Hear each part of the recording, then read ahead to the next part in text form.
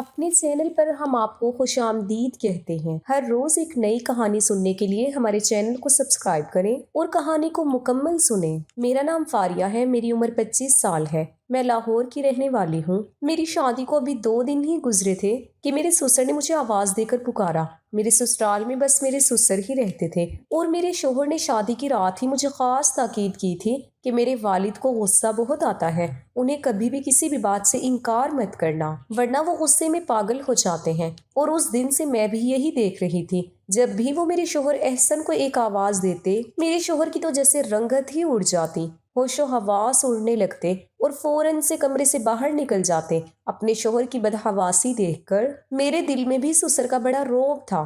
غصے میں تو وہ واقعی رہتے تھے۔ شادی کے 2 دن ہی گزرے تھے، تیسرا دن تھا کہ جب صبح صبح ہی احسن نے مجھ سے کہا کہ آج ہم کہیں گھومنے جاتے ہیں۔ میں بھی خوش تھی، لیکن اسی وقت میرے سسر نے احسن کو پکارا تو وہ فوراً کمرے سے باہر چلا گیا۔ باہر سے مجھے اپنے سسر کے چیخنے چلانے کی آوازیں آ رہی تھی۔ کہہ رہے تھے کہ 2 دن شادی کے ہنگامہ میں گزار کر تمہیں احساس بھی ہے کہ فیکٹری میں تمہارے نہ ہونے کی وجہ سے کتنا نقصان ہو سکتا ہے، اور آج پھر تم چھٹی کر کے بیٹھ گئے ہو۔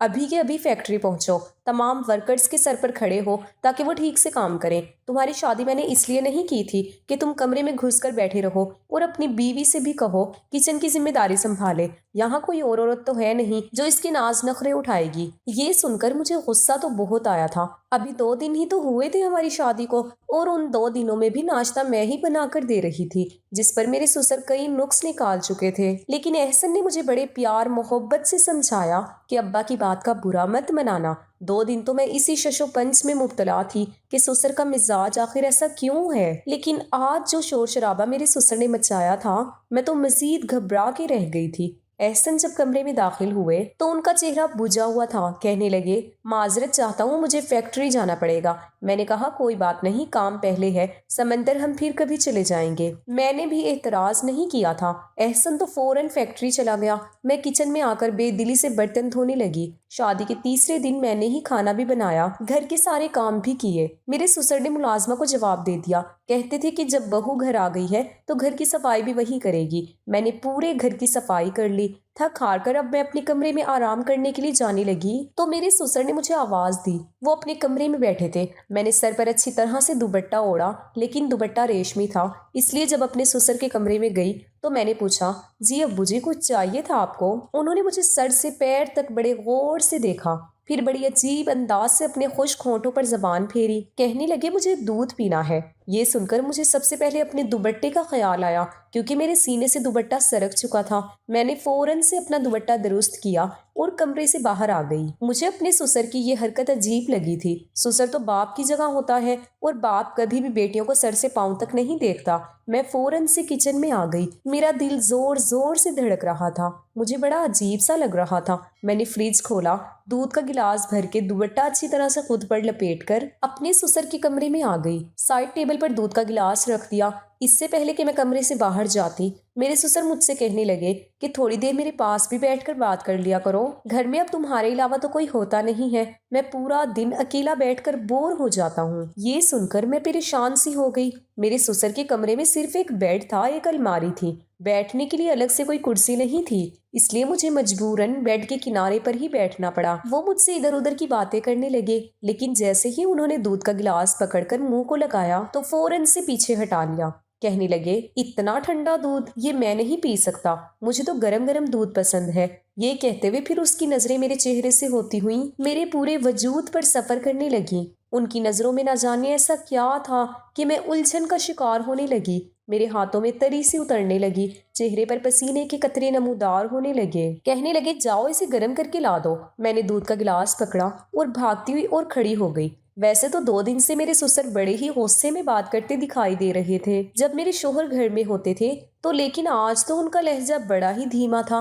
لگ ہی نہیں رہا تھا کہ یہ میرے وہی سسر ہیں جو 2 دن سے احسن سے چلا کر بات کر رہے تھے اور غصے سے احسن سے باتیں کر رہے تھے، انہیں ڈانٹ رہے تھے۔ میں نے دودھ کو پتیلی میں ڈال کر ذرا سا گرم کیا اور پھر سے گلاس میں ڈال کر اپنے سسر کے پاس آ گئی۔ جیسے ہی میں نے گلاس ان کے آگے بڑھایا، انہوں نے گلاس کے ساتھ میرا ہاتھ بھی تھام لیا۔ مجھے تو جیسے پورے وجود میں کرنٹ سا لگا۔ میں نے فوراً گھبرا کر ہاتھ پیچھے کرنا چاہا تو انہوں نے میرا ہاتھ چھوڑ دیا میں کمرے سے باہر جانے لگی تو کہنے لگے، ارے باہر کہاں جا رہی ہو، یہاں بیٹھو نا میرے پاس، مجھ سے باتیں کیا کرو۔ یہ تنہائی کا ناگ تو مجھے اب اور بھی زیادہ ڈسنے لگا ہے۔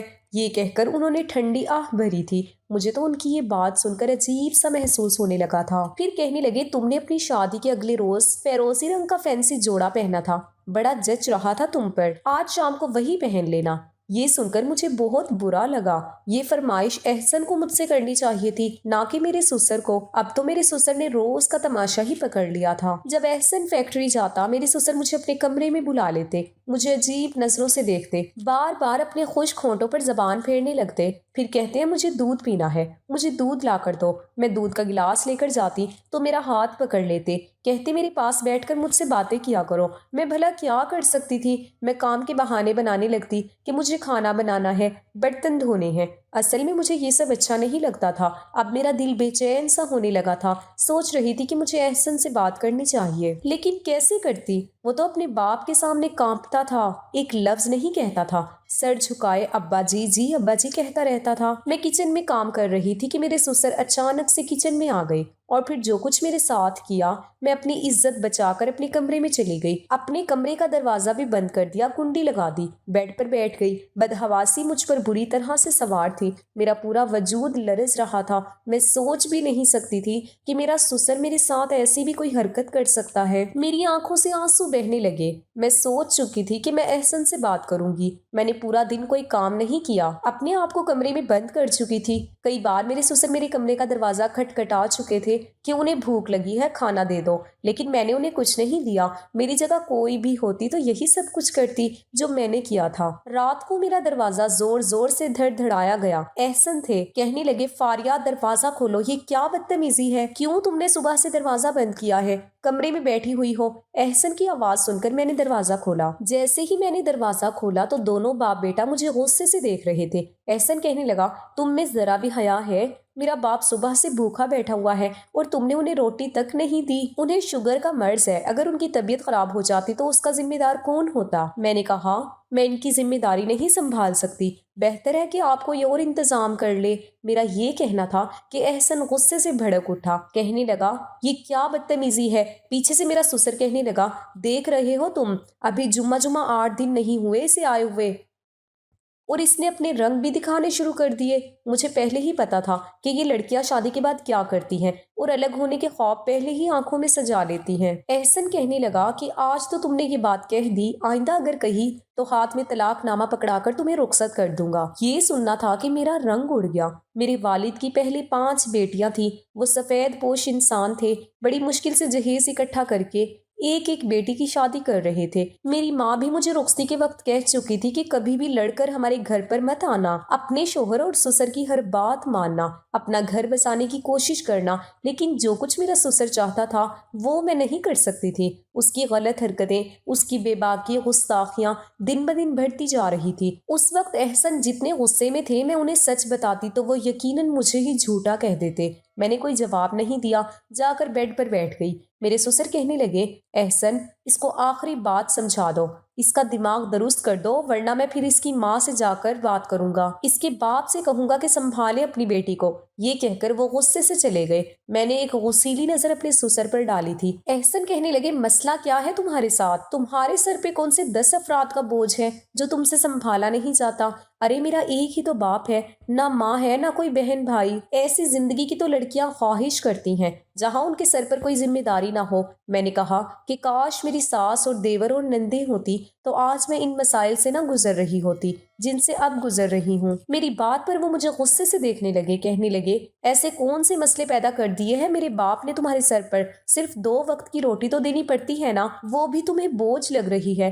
دیکھو، میں اپنے گھر میں فساد نہیں چاہتا، میں فیکٹری سے تھکا ہارا آتا ہوں اور آتے ہی یہ سب کچھ نہیں دیکھ سکتا۔ مجھے سکون چاہیے، میں نے شادی سکون حاصل کرنے کے لیے کی ہے، نہ کہ یہ فسادات دیکھتا پھروں۔ میں نے کہا، احسن، ایسا کرو کہ اپنے باپ کی شادی کرا دو۔ میرا یہ کہنا تھا کہ ایک زوردار تھپڑ احسن نے میرے منہ پر مارا تھا۔ کہنے لگا، شرم نہیں آتی تمہیں ایسی بات کرتے ہوئے؟ یہ میرے باپ کی عمر ہے شادی کی، کیا میرے باپ کی 2 روٹیاں بھی تم پر اتنی بوجھ بن گئی جو تم پکا نہیں پا رہی؟ میں نے کہا تم میری بات نہیں سمجھ رہے ہو احسن۔ وہ کہنے لگا یہ کون سی بات ہے جسے میں سمجھوں؟ بے تکی سی بات ہے یہ۔ میرے باپ کی عمر 70 سال ہے، قبر میں پاؤں ہے، شوگر بلڈ پریشر کے مریض ہے، اور تم چاہتی ہو اس عمر میں میرا باپ ایک عورت کی ذمہ داری سنبھالے؟ اب میں انہیں کیا بتاتی کہ ان کا باپ اپنے ہی بیٹی کی بیوی پر نظر رکھے ہوئے ہے۔ میں نے کہا کہ آپ شادی کروا دیں، میں آپ کے باپ اور ماں دونوں کو سنبھال لوں گی۔ میری بات پر وہ طنزیہ مسکرائے تھے۔ کہنے لگے کہ میرے ایک باپ کی 2 روٹیاں تم سے پکائی نہیں جا رہی، تم میری ستیلی ماں کو سنبھالو گی۔ دیکھو یہ گھر، کاروبار، یہ فیکٹری سب کچھ میرے ابا کے نام ہے۔ اگر ان کی کوئی بیوی کی حیثیت سے آ گئی گھر میں تو وہ سب کچھ اپنے قبضے میں کر لے گی، مجھے اور تمہیں دھکے مار کر نکلوا دے گی اس گھر سے۔ ابا کے غصے سے تم اچھی طرح واقف ہو، جب غصے میں آتے ہیں تو کسی کا لحاظ نہیں کرتے۔ میں چپ چاپ ان کی سنتا ہوں۔ اب دوبارہ سے ابا کی شادی کا نام مت لینا، یہ کہہ کر وہ کمرے سے باہر نکل گئی۔ اب میں سوچ میں پڑ گئی کہ میں کیا کروں۔ میں اپنے سسر کی اس طرح کی حرکتیں برداشت نہیں کر سکتی تھی، اور میکے جانے کا مطلب تھا کہ میں اپنا گھر برباد کر بیٹھتی۔ ہم لڑکیاں بھی کتنی مجبور ہوتی ہیں، اپنا گھر بسانے کے لیے کیا کچھ ہمیں برداشت نہیں کرنا پڑتا۔ اب میں طلاق لے لیتی تو دوبارہ میری شادی کا سوال ہی پیدا نہیں ہوتا تھا۔ اگر میں طلاق یافتہ ہو جاتی تو میری چھوٹی بہنوں کے بھی رشتے نہ ہوتے۔ میں ٹپ ٹپ آنسو بہاتی اپنے دوپٹے سے صاف کرنے لگی کہ فوراً سے احسن کی آواز آ گئی۔ کہنے لگے فاریہ باہر آؤ جلدی سے، آملیٹ اور پراٹھے بنا کر دو، ابا کو بازار کا کھانا ہضم نہیں ہوتا۔ میں نے باہر آ کر آملیٹ اور پراٹھے بنائے اور کمرے میں آ گئی۔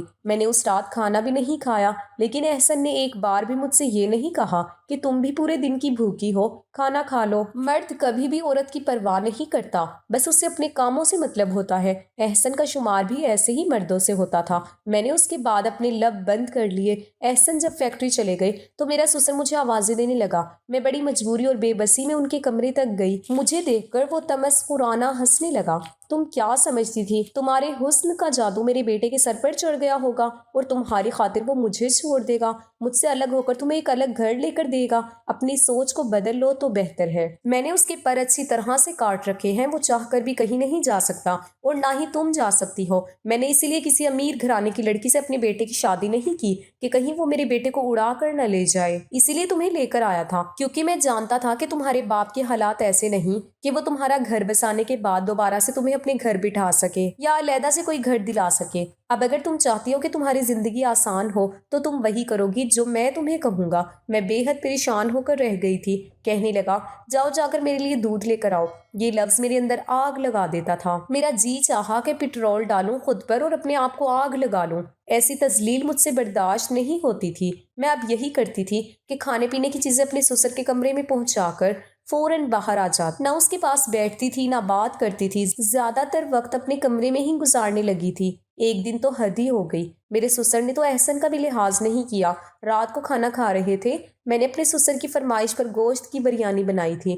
بریانی بنی بھی بہت اچھی تھی۔ کھانا کھاتے ہوئے کہنے لگے کہ آج تو بہو نے میرا دل خوش کر دیا، بہت مزے کا کھانا بنایا ہے۔ احسن یہ سن کر مسکرانے لگا، مجھے تشکر بھری نظروں سے دیکھنے لگا، لیکن مجھے ذرا بھی خوشی نہیں ہوئی۔ پھر جیب سے میرے سسر نے 5,000 کا نوٹ نکالا اور میری طرف بڑھا دیا۔ کہنے لگے یہ تمہارا انعام ہے، اسے رکھ لو۔ لیکن میں نے انکار کر دیا۔ میں نے کہا میں اپنا فرض نبھا رہی ہوں، مجھے یہ نہیں چاہیے۔ میرا انکار کرنا تھا کہ احسن مجھے گھورنے لگا۔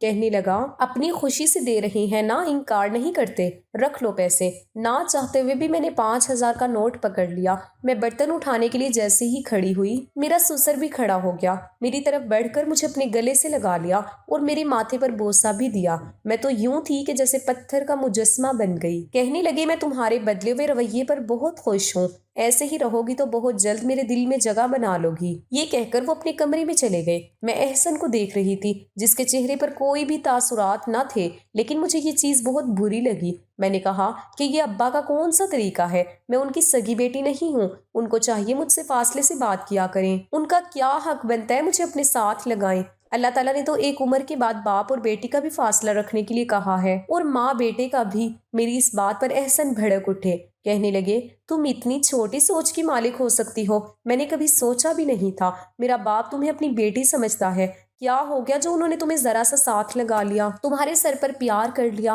عجیب لڑکی ہو تم، بجائے اس کے ابا کے دل میں جگہ بناؤ تم ہر بات پر اعتراض کرتی ہو۔ وہ دھیمے لہجے میں مجھ پر ہرا کر بول رہا تھا، کہنے لگا شکر کرو ابا نے یہ باتیں نہیں سن لی، ورنہ مزید مصیبت پڑ جاتی میرے سر پر۔ پھر انگلی اٹھا کر مجھے تنبیہ کرنے لگا، کہنے لگا میں تمہیں آخری بار سمجھا رہا ہوں فاریہ، اپنا رویہ ابا سے ٹھیک رکھا کرو۔ میں رونے لگی، میں نے کہا احسن میری برداشت کی حد ختم ہو چکی ہے، ایسا کرو مجھے زہر لا کے دے دو یا اپنے ابا کی شادی کروا دو۔ یہ کہہ کر میں کمرے میں چلی گئی۔ کچھ دیر بعد ہی باہر کی ڈور بیل بجی، پھر باہر شور کی آوازیں آنے لگی۔ میں کمرے میں سے باہر آئی تو مجھے پتا چلا کہ میرا ایک دیور بھی ہے جو دبئی میں تعلیم حاصل کرنے گیا تھا اور اب وہ واپس آ چکا ہے، وہ بھی اپنی بیوی کے ساتھ۔ میرے دیور نے وہیں شادی کی اور میرا سسر اس سے ناراض تھا، اس لیے اسے گھر آنے کی اجازت نہیں تھی، اور نہ ہی اس بات کا علم میرے گھر والوں کو تھا کہ احسن کا کوئی اور بھی بھائی ہے۔ ان دونوں میاں بیوی کو دیکھ کر میں حیران تھی۔ میرے سسر بھی غصے میں کھڑے تھے، کہنے لگے اگر اپنی مرضی سے شادی کی تھی تو پھر اسے یہاں واپس کیوں لائے ہو، وہیں رہتے۔ وہ ہاتھ جوڑ کر معافی مانگنے لگا۔ پھر احسن نے بھی کہا کہ ابا جانے دیں، جو ہونا تھا وہ ہو چکا ہے، عمران کو گلے لگا لیں۔ بہرحال اب میری دیورانی بھی آ چکی تھی، کافی خوبصورت سی دبلی پتلی سی لڑکی تھی۔ میں نے بھی شکر کیا تھا کہ اب میں گھر پر اکیلی نہیں ہوں۔ خوش مزاج اور باتونی قسم کی لڑکی تھی، میرے ساتھ گھل مل گئی تھی۔ عمران بھی احسن کے ساتھ فیکٹری جانے لگا تھا۔ میرے سسر کی توجہ مجھ سے ہٹ کر اب میری دیورانی کی جانب مبذول ہو گئی۔ ایک رات کھانے کے دوران میرے سسر کہنے لگے کہ اب میرے سارے کام چھوٹی بہو کرے گی۔ وہ بھی خوشی خوشی تیار ہو گئی، کہنے لگی ٹھیک ہے ابا، آپ کو جو بھی چاہیے وہ آپ مجھ سے مانگا کریں۔ عمران بھی یہ سن کر مسکرانے لگا۔ لیکن چند دن گزرے تھے، ایک بار میری دیورانی انیلا جب سسر کے کمرے سے باہر آئی تو بڑی ہی بدحواس تھی، بار بار اپنے چہرے کا پسینہ پونچھ رہی تھی۔ میں سمجھ سکتی تھی کہ وہ کس تکلیف سے گزر رہی ہے۔ کچن میں آ کر وہ چپ چاپ برتن دھونے لگی۔ میں نے پوچھا کیا ہوا؟ کہنے لگی مجھے ابا کی عادتیں بڑی عجیب لگتی ہیں، عجیب نظروں سے دیکھتے ہیں، عجیب طرح کی باتیں کرتے ہیں جنہیں سن کر میرے کانوں کی لو تک سرخ ہو جاتی ہے۔ کہنے لگی میں تو عمران سے بات کروں گی، وہ تو کہتے تھے کہ اس کے ابا بہت اچھے ہیں، لیکن یہ تو بات بات پر اپنے قریب کرتے ہیں، کبھی ہاتھ پکڑ لیتے ہیں، کبھی گلے لگا لیتے ہیں، مجھے یہ سب اچھا نہیں لگتا۔ میں نے کہا یہ دونوں بھائی کبھی بھی اپنے باپ کی بات نہیں ڈالیں گے۔ میں بھی اس تکلیف سے گزر رہی تھی، لیکن احسن نے میری کبھی بھی نہیں سنی۔ وہ کہنے لگی لیکن میں تو عمران سے صاف کہہ دوں گی، اگر ابا نے یہی رویہ رکھا تو میں اسے کہہ دوں گی کہ الگ گھر لے کر دے۔ وہی فساد پھر سے برپا ہوا جو کہ میرے اور احسن کے بیچ ہو چکا تھا۔ عمران کہنے لگا کہ میں تمہارے ساتھ 3 سال بیرون ملک میں اکیلے رہ چکا ہوں، اب میرے گھر پر تم کیا آئی ہو؟ 4 دن ابا کو روٹی بنا کر کیا دینی پڑی؟ تم نے ایک نیا ہنگامہ شروع کر دیا۔ وہی بحث ہوئی جو احسن کی میرے ساتھ کئی بار ہو چکی تھی۔ انیلا طلاق مانگنے لگی۔ احسن جب کمرے میں آیا تو کافی چپ چپ سا تھا۔ میں نے کہا احسن آپ اب بھی یہی کہیں گے کہ میں غلط تھی؟ جو شکایات مجھے ابا سے تھیں آج وہی انیلا کو بھی ہے، اس کا مطلب کہ کہیں نہ کہیں تو ابا غلط ہیں۔